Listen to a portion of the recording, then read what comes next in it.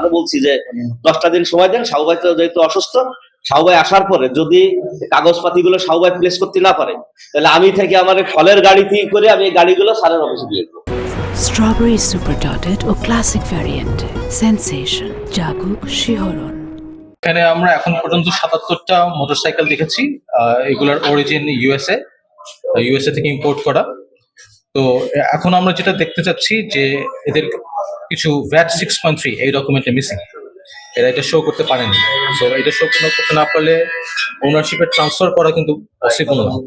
So legal transfer of ownership যদি না থাকে তাহলে এগুলো কিন্তু সেল করার কোনো সুযোগ নেই। এই জন্যই আমরা এখানে এটা এই অভিযোগে আমরা এখানে আর এসেছি আর কি।